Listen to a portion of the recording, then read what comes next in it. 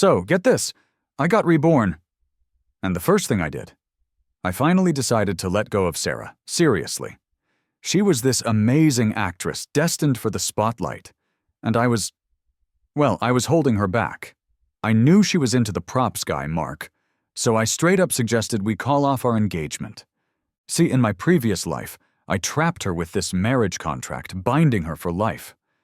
Until she died, she never got to be openly with Mark, the guy she actually loved. And the worst part? It was only when I was lonely and old in a nursing home that I realized I had been trapped for a lifetime too.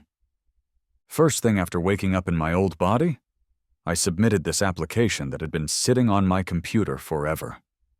The moment I saw the acceptance letter, I felt like I was dreaming. My professor, who'd been mentoring me, was super happy. He was like, "I always told you to go for that PhD abroad. You kept saying you couldn't because your fiancé was working in North City, but look at you now." Talking about Sarah, she was seriously something else. Came from money, already successful in her career at like 25. She was kind of famous in the theater world, and her career was just taking off. Me? I had good grades, and that was about it. If it weren't for this agreement our parents made when we were kids, Sarah and I would have never even crossed paths. My eyes were all determined, and I told my professor, "Professor, this time I'm going to try doing things my way." He patted me on the back and said, "Getting a PhD is a long, lonely road. You gotta be mentally prepared." Long? Yeah, but not as long as my last life. In that life, I gave up that PhD opportunity. The Miller family was pushing us to get married, and just a month after the wedding, she got pregnant. She didn't want the baby, said it would mess up her acting career. But I was so desperate for a family that I took on everything at home. Seriously, everything. From then on, I was trapped in this endless cycle of chores and errands. Meanwhile, Sarah felt like her duty was done and was barely ever home. She was always busy with performances and rehearsals. Her fame was growing, and she was constantly traveling for work. But wherever she went, Mark was always there, right by her side, as the props master. Besides work, he took care of her every need. Me? I was stuck with the Miller family, raising our kid, taking care of the elderly. Our son, Alex, grew up in what was basically a single-parent household, and I always thought he was super attached to me, until I saw him getting engaged to Mark's niece. At the engagement party in the private room, he was acting all affectionate with Mark, no holding back. He picked up his teacup and, smiling this huge smile, said, "Dad, would you like some tea?" A month later, he confessed to me, his tone totally indifferent. He said, "Dad, Mom is a career woman. You, as a stay-at-home father, have already bound her for a lifetime. That's enough." He continued, "Men who reach your level are really pathetic. Mom has already given you face. You can't be so greedy and want everything." He felt that only Sarah was bound by the marriage contract. Me? I deserved to be a victim of family life. But why? When we were young, I asked for her consent, and she agreed to the arranged marriage. Because of that, I gave up my career, my dreams. She worked hard on her career, while I tirelessly took care of the elderly. She was busy with performances, and I had to manage 3 meals a day for the whole family. At the toughest times, I was holding my son in one hand and a medical appointment slip in the other. I was running around alone, arranging doctor visits, buying medicine, paying bills. By the time I was 50, Sarah's career was skyrocketing. She was super successful. Me? My social circle was shrinking, and life had me totally trapped. At that point, everyone said I wasn't good enough for her. Everyone advised me to let go, and even my son, who I raised single-handedly, felt that Mark should be the one by her side. But I refused. In my last encounter with my son, we had this huge fight. He left me standing on the street. As I slowly collapsed, watching him walk away, I felt this immense regret. If I could do it all over again, I would absolutely never give up my own life. So, back to the present. After getting back to the apartment, I put away the acceptance letter and headed to the kitchen to bake some egg tarts. This apartment belonged to the Miller family. To make it easier for me to study, Sarah and I were living here together. On the calendar in the living room, I drew this big red circle. In half a month, I could leave this place and live the life I'd always wanted. Just after I finished drawing, Sarah came back. When the door opened, there were two figures behind her, a taller one and a smaller one, Mark and his niece, Lily. Seeing me open the door, Mark gave this seemingly cheerful smile. "David, Sarah asked me to come up and sit for a bit, adding another bit of trouble for you." The little girl was a regular. Sensing the sweet smell in the air, she eagerly ran into the kitchen and grabbed desserts from the tray herself.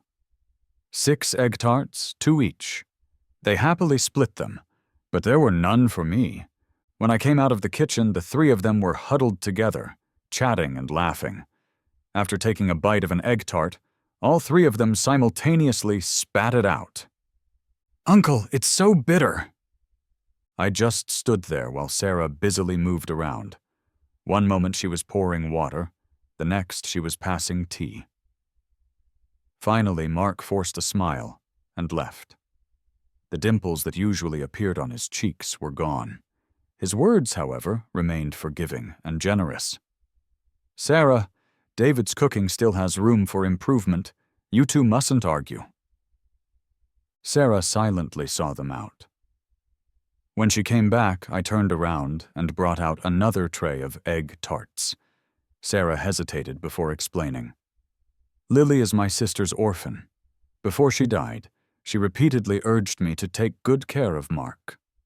I let the child taste your delicious desserts." I still remained silent. She dryly added, "If you mind so much, I will call them less often in the future."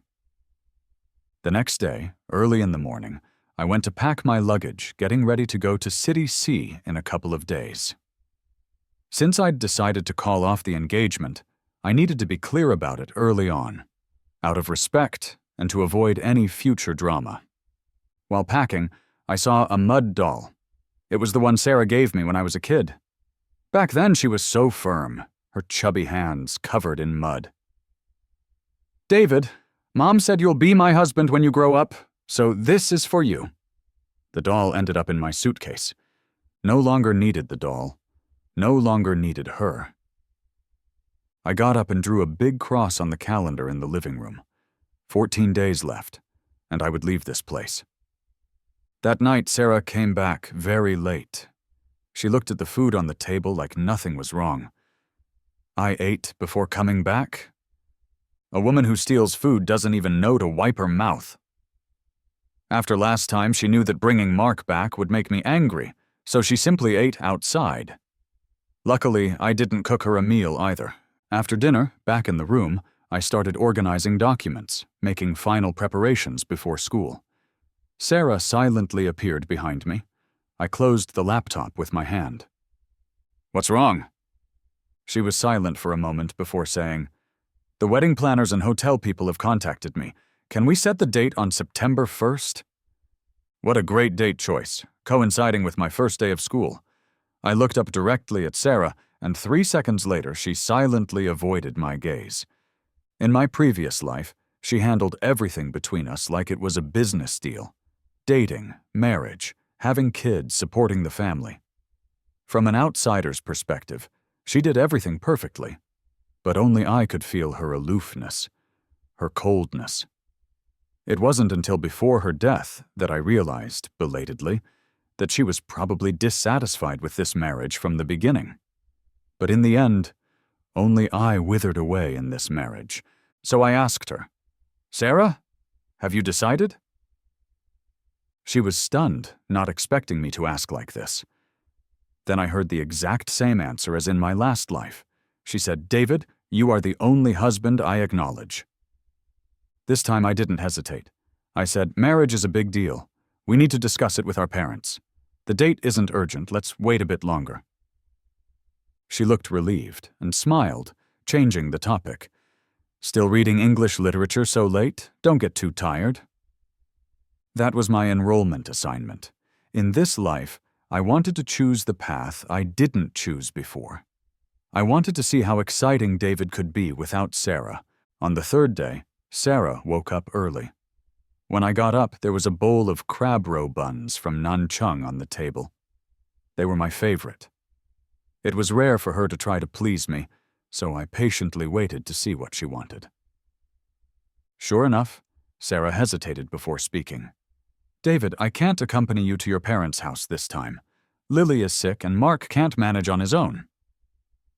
Only then did I start eating. I hadn't even figured out an excuse to prevent her from coming with me.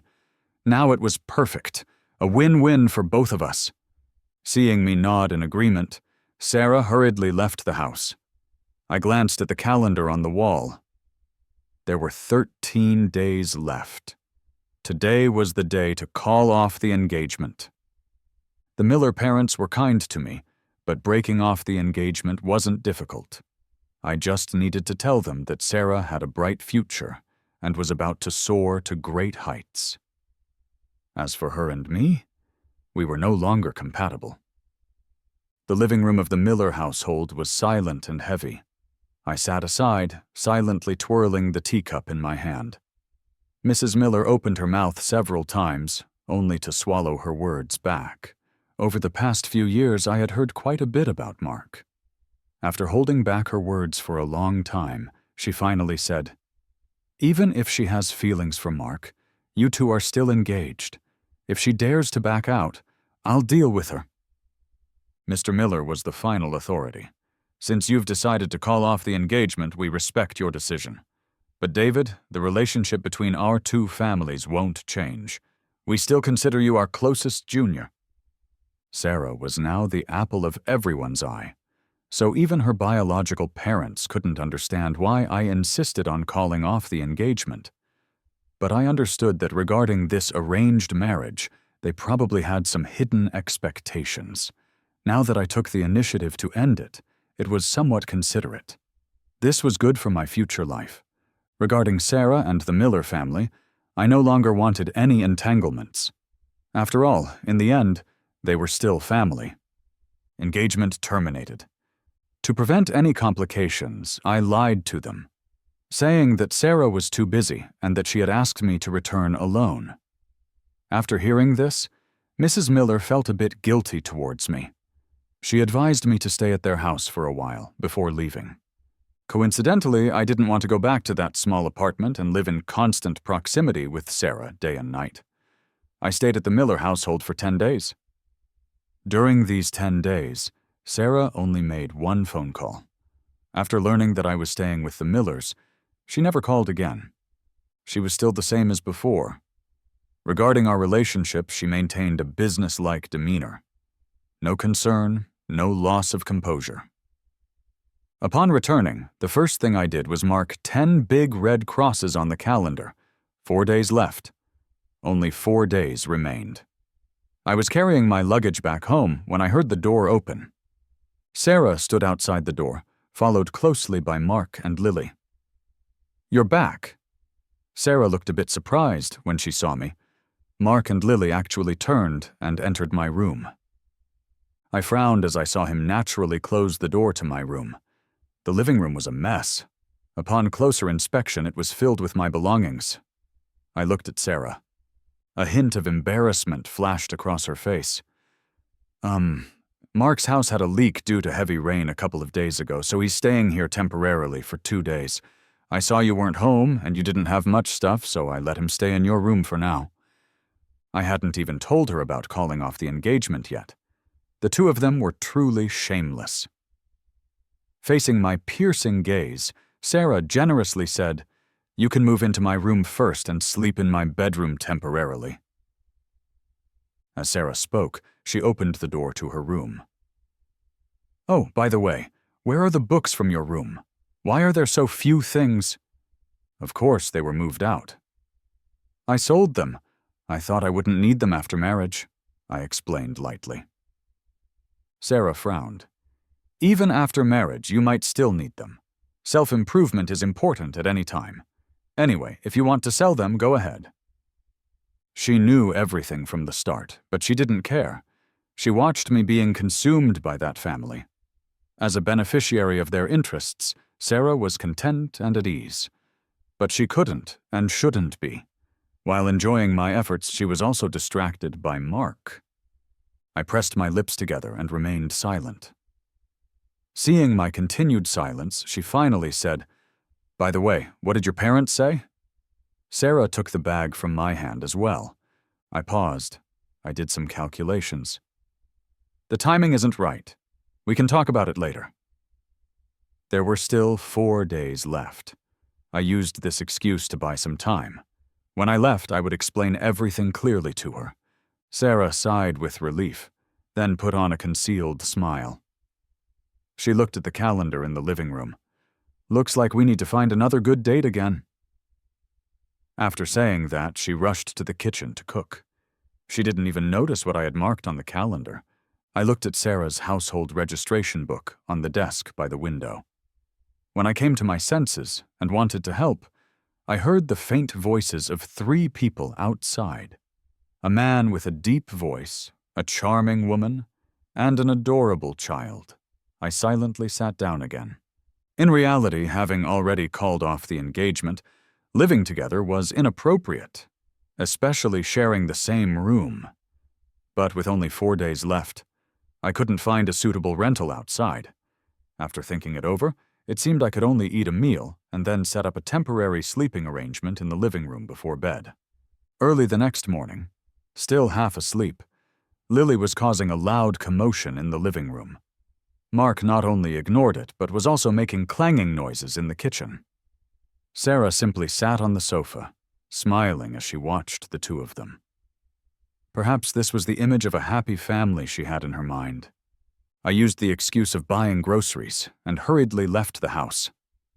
As soon as I stepped outside, I took a deep breath. "Why did David come back? Didn't you say you were going to visit your in-laws?" My neighbor Susan saw me leave and approached me. Her words were filled with good-natured teasing. "Not your in-laws?" Susan was taken aback for a moment, then laughed, thinking I was indulging Sarah's reputation. "Yes, still not your in-laws. We always have to wait until we're married to change that." She noticed my expression had lost its usual smile. Susan hesitated, then couldn't hold back any longer. She began to reprimand me in a low voice. "These past 2 days, when you weren't around, Sarah brought men home. I asked her once, and she actually said it was with your permission. That man looks restless. Did you really nod to that? The wedding isn't even done yet. Silly child, be more careful." With Sarah's qualifications, if she hadn't been engaged to you, I guarantee I would have introduced my nephew to her. Who wouldn't be attracted? Men are flocking one after another. You need to be sharp. Even if men were approaching one after another, only Mark stood by Sarah's side. She didn't need to worry because Sarah would always back him up. What I didn't expect was that Sarah outwardly claimed it was my decision. She was careful not to let any taint touch Mark. She had indeed put in a lot of effort. But some things, I still couldn't speak about them now. Susan saw that I was soft-hearted, pouted, and finally kept advising me to be more cautious at home. When I returned, the living room was empty. However, I could hear rustling sounds coming from my basement. After a while, Lily bounced up to the room. She was holding a tattered piece of drawing paper. I squinted to see. It was a portrait I drew of Sarah last New Year's Day. The woman in the painting still had cold eyes, but her mouth held a faint smile. The room was warm like spring, and fireworks illuminated the outside. During those few hours, Sarah's eyes were only for me. I always thought that after marriage we would spend many days and nights repeating such simple happiness. But I never expected that it was her only time to look at me seriously. The drawing in Lily's hand was already torn and tattered. There were sticky sugar stains on the paper. Behind her, Mark had followed up. "Kids don't understand, David.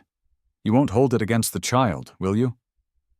His tone was gentle, but the pride and contempt in the corners of his eyes were clear as day. "Since you know they don't understand, educate them more." It seemed he didn't expect me to retort, and Mark was momentarily stunned. Kids understand the atmosphere the best, and Lily suddenly rushed forward. Her dirty little hand slapped mine, leaving a black handprint on my shirt. "You can't bully my uncle." The little girl's voice was sharp and piercing. Sarah rushed in from outside the door. She grabbed Lily and pulled her into her arms. I didn't look at her. My gaze shifted to the fallen drawing paper. Sarah followed my line of sight and was momentarily stunned. She clearly understood something. She wanted to say something, but swallowed her words back. Mark looked even more pleased, his face showing a facade of grievance. "Sarah, I'm sorry. It's all my fault for not keeping a better eye on Lily." At that moment, my laughter erupted abruptly. All three pairs of eyes turned to look at me at the same time. I picked up the drawing, held it up to the light, and said, "I didn't draw it right. The lighting in the house wasn't this bright." After saying that, I threw the drawing into the trash can and walked into the kitchen with a blank expression. Sarah suddenly looked up, staring blankly at my retreating figure. Unable to attend to Lily's continued crying and fussing, Sarah followed me into the kitchen. She hesitated for a long moment before awkwardly opening her mouth. "These past 2 days, I've been busy looking for a place. In a couple of days, Mark will move out with Lily." "I know you don't like him. Can you just bear with it a little longer?" Without much thought, I replied, "Sure." After all, there were still 3 days left before I had to leave. It was originally the Miller family's house. By then, how they would manage their lives behind closed doors in this house wouldn't concern me anymore. I had agreed too quickly, and Sarah struggled to speak, her face turning pale and green, looking very uncomfortable. She thought I was angry about what just happened and sighed, pulling me back. "Lily is still a child. I've told you many times I take care of them only because of my sister's request." "Mark isn't easy either. Can't you stop thinking of people as so despicable?" I sneered. "So you brought him back and even told others it was my idea?" Sarah's breath caught, and she opened her mouth, but couldn't say a word. I laughed. See, no matter how eloquent her words were, the inner turmoil and sordid thoughts couldn't deceive anyone. Concerned about maintaining the elder's face, I didn't want to ruin her career, but it had to be this way. Early the next morning, I woke up early. Lily's loud commotion from yesterday had lingered in my mind. There must still be some of my things in the basement of the house. Taking advantage of the fact that they hadn't woken up yet, I went down to the basement to pack my things. Living in this house for several years, even with over a dozen days of preparation in advance, I still had many items left behind.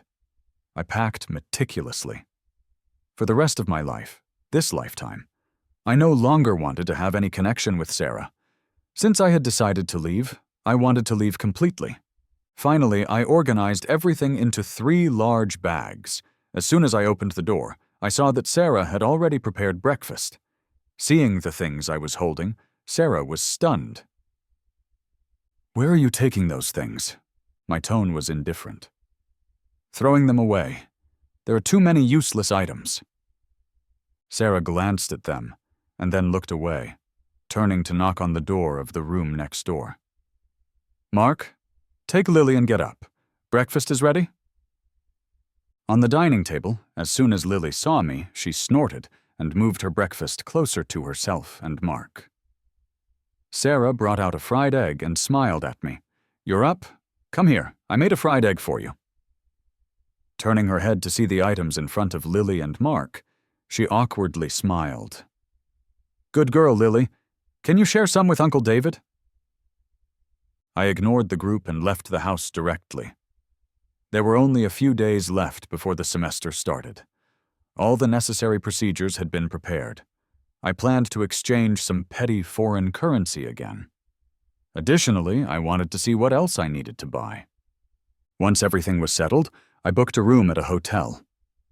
Although there were only 2 days left, seeing Sarah every day with my head down and her looking up was really unsettling.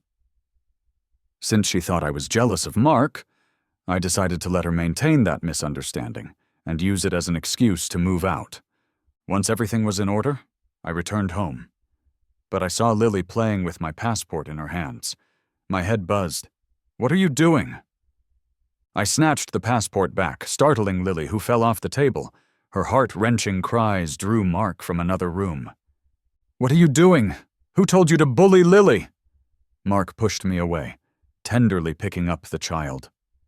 I was trembling with anger, carefully placing the passport back into my bag. "Am I bullying her? Don't you see what she did? Who told you to touch my things? Get out!" Mark stood up, holding the child, looking coldly at me. "Ha ha ha. You haven't even married Sarah yet. This isn't your place to decide." He walked to the door with the child in his arms, paused for a moment, then turned back. "Even if you did get married, you couldn't compete with me." With a loud bang, the door was closed. Mark's hostility towards me always surfaced when Sarah wasn't around. In the past, I always kept retreating when facing him. He traveled extensively with Sarah, gradually becoming capable on his own. Everyone said they were the perfect partners. In comparison, I was just a stay-at-home father, much inferior. But with a second chance at life, I felt suddenly relieved. He might be excellent, but I had my own strengths. Why should Mark and I be placed on opposite ends of the scale because of Sarah, who wasn't worth it? Besides Sarah, did I have nothing else in life? I could continue my studies, contributing to the relentless pursuit of medical excellence for humanity. I could go out, broaden my horizons, and gain more knowledge. This quagmire here would only hinder my progress. As for Mark, when I first returned, I had considered taking revenge on him. In my past life, he made my marriage nominally exist. I thought about causing trouble at their theater or exposing him online. But what good would it do? As long as Sarah wanted, she had 100 ways to continue taking care of Mark. Moreover, if Sarah wasn't interested, even if Mark stood before her naked, she wouldn't give him a glance. Why bother? It was just a misguided love.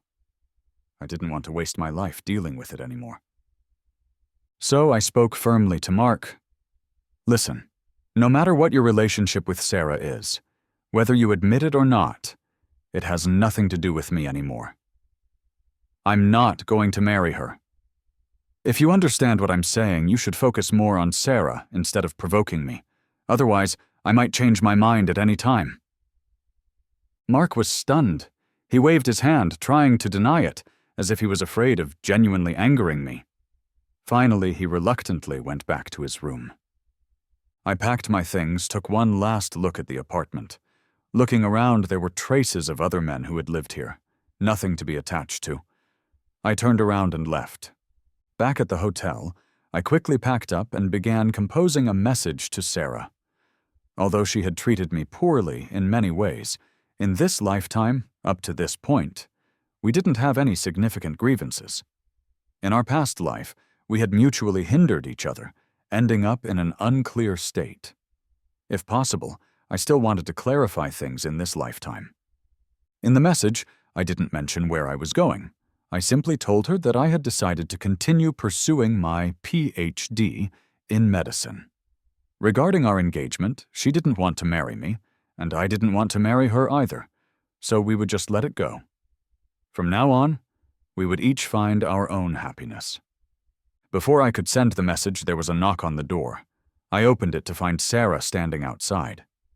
She looked out of breath, as if she had been running for a long time. "Why are you here?" She gasped a few breaths. "I finally found you. I'm glad you're okay. I remained silent, thinking she was about to accuse me again. "All right, don't be angry. Come back with me," Sarah squeezed in, trying to help me pack. I turned off my phone screen with my hands behind my back, but her gaze shifted and landed on my passport on the table. Sarah's expression changed drastically. "Where are you going?" I was taken aback, frustrated that I hadn't packed my things properly. In the afternoon, Lily was rummaging through my things. I was afraid she would damage them, so I took them out. Seeing my composed demeanor, Sarah sighed with relief. "I need to keep them safe, so we can use them during our honeymoon." She handed me the passport, instructing me to place it in my close-to-body bag. I complied without hesitation.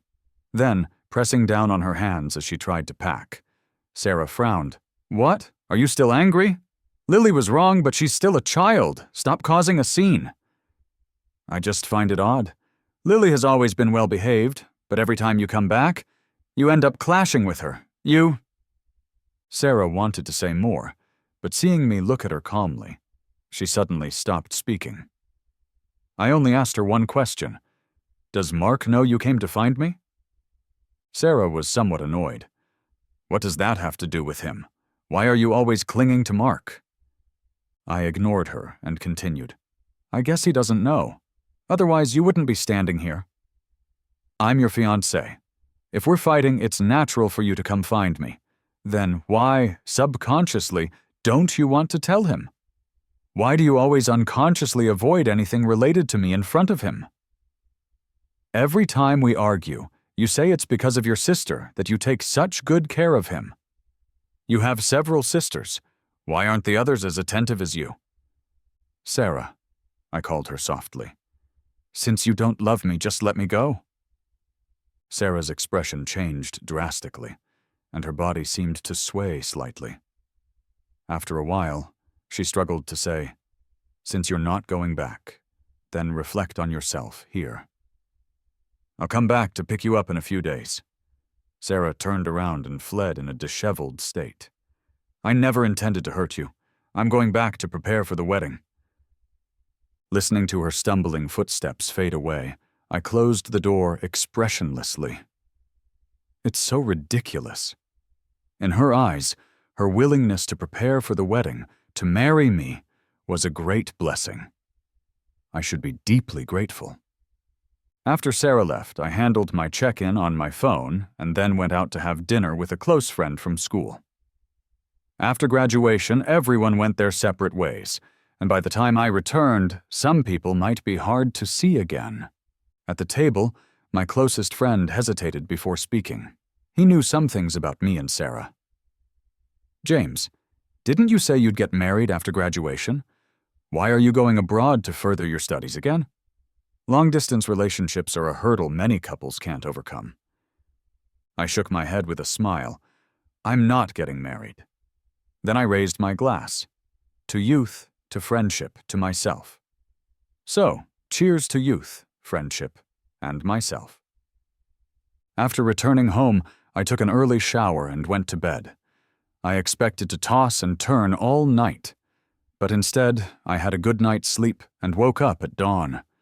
Upon waking, I headed straight to the airport. Before boarding the plane, I sent the message I had been editing for a long time to Sarah. After sending the message, my phone buzzed incessantly. I turned it off immediately. As the plane ascended, I felt a lightness in my body. In a daze, it was as if I saw my past self saying, "Thank you." When the plane landed and I truly set foot on foreign soil, I suddenly felt like crying. In my past life, I could never take this step, but now it was so easy, as long as I wanted to. I composed myself and went to register at the school. In my previous life, I never had the chance to set foot on a university campus. This time, I cherished the opportunity dearly. Besides eating and sleeping, I spent my time either in class or in the library. During this period, besides being busy, I received 3 calls from Sarah. The first call was a month after the semester officially began. Sarah had gone through various means and finally obtained my number. When a stranger's number appeared on the screen, I had already guessed it was her. On the phone, Sarah was very emotional. She said she didn't agree to break off the engagement. She said that in her heart, I had always been her husband. Half a minute later, I hung up the phone. The second call was 2 months into the semester. In the midst of a heavy snowfall, Sarah's tired voice came through. She said she had arranged a house and a job for Mark, and had clearly told him that she wouldn't see him again. That day, I still listened quietly. Sarah's last call was on Christmas. In the midst of a heavy snowfall, I spoke for the first time. I said, "Sarah, the semester-end exam results are out today. I got an A." At the beginning of the semester, I struggled with my studies, learning the language while attending classes, and rushing to the lab to keep up with progress. The experiments weren't going well, facing endless failures. No one knew when I would achieve results.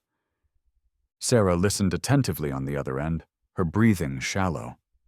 Finally, I said, "But you know what, Sarah? I'm very happy. I will never confine myself again." Sarah's voice suddenly choked. Her tired voice echoed, "But I miss you." See, her subject was still I. She never cared about my emotional outlet, even in moments of reconciliation. After that call ended, I cried my heart out on the streets of the foreign city. No matter how hard I tried in my past life, I was hysterical, hateful, and regretful. But I never shed tears. I had almost forgotten what it felt like to cry. After wiping away my tears, I began to study even harder. In my second year of the PhD, I made a breakthrough in an experiment. Although the path from the experiment to clinical application was still long, only by persevering could thousands of patients benefit. Every late night, I would look up from the lab and see my peers still buried in their work, feeling an inexplicable drive supporting me. The feeling of fighting for an ideal was truly wonderful. Later, I heard from a classmate that Sarah had gotten married. Her partner was Mark. When my classmate explained, carefully considering my feelings, he said, "I heard Sarah had been preparing for a performance in the city where you're studying. After Mark found out, he went to cause trouble. I didn't hear the details, but the next day, the two of them were sleeping in the same bed. Sarah stubbornly refused to agree, but she got pregnant." I didn't respond. In this lifetime, she still entered marriage out of responsibility, as a daughter, as a mother. But she never took on the responsibility of being a wife. At the end of the conversation, my classmate sighed, "When you went to school, I thought leaving Sarah was your loss. Now I realize men living their own lives truly shine. James, you're something we all admire now." 7 years later, I graduated with my PhD. Returning to my homeland with a heap of research achievements, the rest of my life was filled with good times.